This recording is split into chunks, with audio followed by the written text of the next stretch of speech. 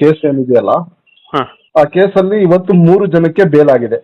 ಹಾ ಆ ಆ- ಆ ವಿಚಾರದ ಬಗ್ಗೆ ಚರ್ಚೆ ಮಾಡೋದಾದ್ರೆ, ಆ 3 ವ್ಯಕ್ತಿಗಳಿಗೆ ಯಾಕೆ ಇಷ್ಟು ಬೇಗ ಬೇಲ್ ಸಿಕ್ಕಿದೆ, ಬೇರೆಯವ್ರಿಗೆ ಯಾಕೆ ಇನ್ನು ಬೇಲ್ ಸಿಕ್ಕಿಲ್ಲ ಸರ್? ಸರ್ 3 ಜನ ಅಪ್ಲಿಕೇಶನ್ ಹಾಕೊಂಡಿರ್ತಾರೆ. ಹ್ಮ್ ಕಾರ್ತಿಕ್ ಮತ್ತೆ ನಿಖಿಲ್ ಮತ್ತೆ ಇನ್ನೊಬ್ರು ಕೇಶವಮೂರ್ತಿ. ಕೇಶವಮೂರ್ತಿ ಅಪ್ಲಿಕೇಶನ್ ಹಾಕೊಂಡಿರ್ತಾರೆ. ಓಕೆ ಒಬ್ಬರದು ಹೈಕೋರ್ಟ್ ನಲ್ಲಿ ಬೇಲ್ ಕೊಡ್ತಾರೆ. ಓಕೆ ಇನ್ನಿಬ್ಬರಿಗೆ ಕೋರ್ಟಲ್ ನಂಬರ್ CCH 57 ಬೇಲ್ ಕೊಟ್ಟಿದೆ. ಓಕೆ ಬೇಗ ಅನ್ನೋದಕ್ಕಿಂತ ಹ್ಮ್ ಡಾಕ್ಯುಮೆಂಟೇಶನ್ ಏನಿದೆಯಲ್ಲ ಸರ್, ಅಂದ್ರೆ ಚಾರ್ಜ್ ಶೀಟ್ ನಲ್ಲಿ ಏನಿದೆಯಲ್ಲ ಹ್ಮ್ ಉಲ್ಲೇಖಗಳು, ಹ್ಮ್ ಅದರಲ್ಲಿ ಇವ್ರ ಪಾತ್ರ ಏನು ಅಂತ ಕೋರ್ಟ್ ನೋಡಿದೆ. ಓಕೆ ಇವರು ಯಾರು ಕೂಡ ಕೊಲೆಯಲ್ಲಿ ಭಾಗಿಯಾದವರಲ್ಲ. ಹ್ಮ್ ಅಂದ್ರೆ ಹ್ಮ್ ಚಾರ್ಜ್ ಶೀಟ್ ಪ್ರಕಾರನೇ ಹ್ಮ್ ದೋಷಾರೋಪ ಪಟ್ಟಿ ಏನ್ ಪೊಲೀಸ್ ಸಲ್ಲಿಸಿದಾರಲ್ಲ ಹ್ಮ್ ಅವ್ರ ಪ್ರಕಾರನೇ ಇವ್ರು ಕೊಲೆಯಲ್ಲಿ ಶಾಮೀಲಾಗಿಲ್ಲ. ಅಂದ್ರೆ ಹೊಡಿಬೇಕಂದಾಗ ಏಟ್ ಹೊಡೆದಿರೋದು, ಹ್ಮ್ ಚುಚ್ಚಿರೋದ್ರಲ್ಲಿ ಶಾಮೀಲಾಗಿಲ್ಲ. ಓಕೆ ಇವರು ಶಾಮೀಲಾಗಿರುವಂತದ್ದು ಹೆಣವನ್ನ ಸಾಗಿಸಿರೋಂಥದ್ದು, ಹ್ಮ್ ಸತ್ತ ಮೇಲೆ ಹೆಣ ಸಾಗಿಸಿರೋಂಥದ್ದು ಹ್ಮ್ ಅನ್ನೋದ್ರ ಬಗ್ಗೆ ಅವ್ರ ಮೇಲೆ ಉಲ್ಲೇಖ ಇದೆ. ಓಕೆ ಇವಾಗ ಈ ಹೆಣ ಸಾಗಿಸಿದ್ದಾರೆ ಅಂತ ಹೇಳೋದಕ್ಕೆ ಹ್ಮ್ ಬಲವಾದ ಸಾಕ್ಷಿಗಳು ಬೇಕಾಗ್ತವೆ. ಓಕೆ ಆ ಸಾಕ್ಷಿಗಳು ಕೂಡ ಆ ಚಾರ್ಜ್ ಶೀಟ್ ಅಲ್ಲಿ ಇದ್ದಾವೆ.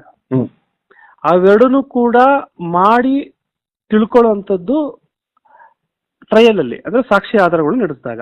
ಹ್ಮ್ ಅಲ್ಲಿವರೆಗೂ ಕೂಡ ಇವ್ರಿಗೆ ತನಿಖೆ ಮಾಡಿ ಮುಗ್ದಿದೆ. ಇವರ ಆರೋಪ ಆಗ್ಲೇ ಚಾರ್ಜ್ ಶೀಟ್ ಅಲ್ಲಿ ಇದೆ. ಇನ್ನೇನು ಇವರು ಕೊಲೆ ಪ್ರಕರಣದಲ್ಲಿ ಒಳಗಡೆ ಇರುವಂತ ಅವಶ್ಯಕತೆ ಇಲ್ಲ ಹ್ಮ್ ಅಂತ ಹೇಳಿ ಜಾಮೀನು ಕೊಟ್ಟಿದೆ ಸರ್. ಓಕೆ. ಈಗ ಅದೇ ರೀತಿ ಇವತ್ತು ದರ್ಶನ್ ಅವರು ಕೂಡ ಬೇಲ್ಗೆ ಅರ್ಜಿ ಹಾಕಿದ್ರು ಈ ಹಿಂದೆ. ಇಲ್ಲ, ಇವತ್ತು ಕೂಡ ಅವ್ರದ್ದು ಬೇಲ್ ಅಪ್ಲಿಕೇಶನ್ ಇತ್ತು. 27ನೇ ತಾರೀಕು ಹಾ ಅಬ್ಜೆಕ್ಷನ್ ಗೆ ಹೋಗಿದೆ. ಅಂದ್ರೆ ಹೌದು. ಒಂದು ಬೇಲ್ ಅಪ್ಲಿಕೇಶನ್ ತಾವು ಫೈಲ್ ಮಾಡಿದಾಗ ಹಾ ಆ ಕಾಪಿಯನ್ನ ಆ ಸರ್ಕಾರಿ ವಕೀಲರಿಗೆ ಕೊಡ್ತಾರೆ. ಓಕೆ ಸರ್ಕಾರಿ ವಕೀಲರು ಅದನ್ನ ಈಸ್ಕೊಂಡು ನಾನು ಅಬ್ಜೆಕ್ಷನ್ ಫೈಲ್ ಮಾಡ್ತೀನಿ ಅಂತ ಹೋಗುತ್ತೆ. ಹ್ಮ್ ಅಬ್ಜೆಕ್ಷನ್ ಫೈಲ್ ಮಾಡಬೇಕು ಅಂತ ಹೇಳಿದಾಗ ಹ್ಮ್ ಏನ್ ನೋಡಿ ಅಬ್ಜೆಕ್ಷನ್ ಫೈಲ್ ಮಾಡ್ತಾರೆ, ಹ್ಮ್ ಚಾರ್ಜ್ ಶೀಟ್ ನ ನೋಡಿ ಫೈಲ್ ಮಾಡ್ತಾರೆ ಅಬ್ಜೆಕ್ಷನ್. ಹ್ಮ್ ಆ ಚಾರ್ಜ್ ಶೀಟ್ ಕಾಪಿಗಳನ್ನ ಪೊಲೀಸರು CD ಅಂತ ಕರೆಸ್ತಾರೆ. ಹ್ಮ್ ಅಂದ್ರೆ ಕೇಸ್ ಡೈರಿ ಅಂತ ಪಬ್ಲಿಕ್ ಪ್ರಾಸಿಕ್ಯೂಟರ್ ಕೊಡ್ತಾರೆ. ಓಕೆ ಅದನ್ನ ಉಲ್ಲೇಖ ಮಾಡಿ ಅದಕ್ಕೆ ಬೇಲ್ ಅಪ್ಲಿಕೇಶನ್ ಹಾಕಿರೋದಕ್ಕೆ ವಿರುದ್ಧವಾಗಿ, ಇವ್ರಿಗೆ ಜಾಮೀನು ಕೊಡಬಾರ್ದು ಅನ್ನೋ ರೀತಿ ವಿರುದ್ಧವಾಗಿ ಹಾಕೋದೇ ಅಬ್ಜೆಕ್ಷನ್. ಓಕೆ ಅದು 27ನೇ ತಾರೀಕು ಹೋಗಿದೆ. ಅವತ್ತೇನೆ ವಾದ ವಿವಾದಗಳು ಆಗ್ತವೆ. ಹಾ ಇಬ್ರು ಕಡೆಯಿಂದ ವಾದ ವಿವಾದಗಳು ಆಗ್ತವೆ. ಓಕೆ ಅದಾದ ನಂತರ ನೆಕ್ಸ್ಟ್ ಡೇಟ್ ಅಲ್ಲಿ ಆರ್ಡರ್ ನ ಪಾಸ್ ಮಾಡ್ತಾರೆ. ಹಾ ಸೊ ಇದು ಪ್ರೊಸೀಜರ್. ಒಂದು ಬೇಲ್ ಸಿಗ್ಬೇಕು ಅಂದಾಗ ಅಥವಾ ಒಂದು ಬೇಲ್ ಡಿಸ್ಪೋಸ್ ಆಗ್ಬೇಕು ಅಂದಾಗ ಹಾ ಇದು 15ರಿಂದ 20 ದಿನ, ಒಂದು ಸಲ ಫೈಲ್ ಮಾಡಿದಾಗಿಂದ ಮುಗಿಯೋಷ್ಟ್ರಲ್ಲಿ 15ರಿಂದ 20 ದಿನ ಆಗುತ್ತೆ ಸರ್. ಅಂದ್ರೆ ಈ 3 ಆರೋಪಿಗಳು ಏನಿದ್ದಾರೆ ಅವರು ಈ ಹಿಂದೆನೆ ಬೇಲ್ಗೆ ಅಪ್ಲಿಕೇಶನ್ ಹಾಕಿದ್ರು. ಹೌದೌದು, ಇವ್ರು ಆಗ್ಲೇ ಮುಂಚೆನೆ ಮಾಡ್ಕೊಂಡಿದ್ರು. Okay. ಒಬ್ರು ಹೈಕೋರ್ಟ್ ಅಲ್ಲಿ ಮಾಡ್ಕೊಂಡಿರೋರು ಹಾ. ಚಾರ್ಜ್ ಶೀಟ್ ಗಿಂತ ಮುಂಚೆನೆ ಮಾಡ್ಕೊಂಡು ಹ್ಮ್. ಕ್ರೈಮ್ ಸ್ಟೇಜ್ ನಲ್ಲೇ ಮಾಡ್ಕೊಂಡು ರಿಜೆಕ್ಟ್ ಆಗಿ ಹೈಕೋರ್ಟ್ ಹೋಗಿರ್ತಾರೆ. ಓಕೆ ಹಾಗಾಗಿ ಅವ್ರಿಗೆ ಅಲ್ಲಿಗಾಗುತ್ತೆ. ಇನ್ನ ಇಬ್ರು ಬಂದು ಚಾರ್ಜ್ ಶೀಟ್ ಆದ್ಮೇಲೆ 57ನೇ ಕೋರ್ಟ್ ನಲ್ಲಿ ಫೈಲ್ ಮಾಡ್ಕೊಟ್ಟಿರ್ತಾರೆ. ಹ್ಮ್ ಅವ್ರದ್ದು ಅಲೋ ಆಗುತ್ತೆ ಸರ್. ಸೆಷನ್ ಕೋರ್ಟ್ ನಲ್ಲೇ ಕೊಡುವಂತ ಆರೋಪಗಳು ಅವ್ರ ಮೇಲೆ ಇರ್ತವೆ. ಹಾಗಾಗಿ ಆಗಿದೆ.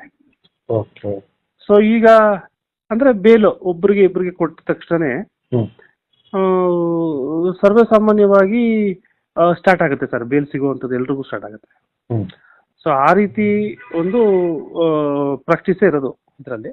ಹ್ಮ್ ಹ್ಮ್ ಹ್ಮ್ ಸೊ ಈ ಕೇಸ್ನಲ್ಲಿ ಎಲ್ಲರಿಗೂ ಬೇಲ್ ಸಿಗುವಂತ ಸ್ಟಾರ್ಟ್ ಆಯ್ತು ಅನ್ನೋ ಒಂದು ಅಭಿಪ್ರಾಯ.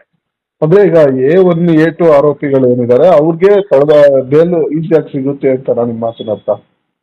ಈಸಿ ಅನ್ನೋ ಕಷ್ಟ ಅನ್ನೋದು ಅಲ್ಲ ಸರ್. ಹ್ಮ್ ಬೇಲ್ಗಳು ಸಿಗುವಂತ ಸನ್ನಿವೇಶಗಳು ಪ್ರಾರಂಭ ಆಯ್ತು ಅಂತ.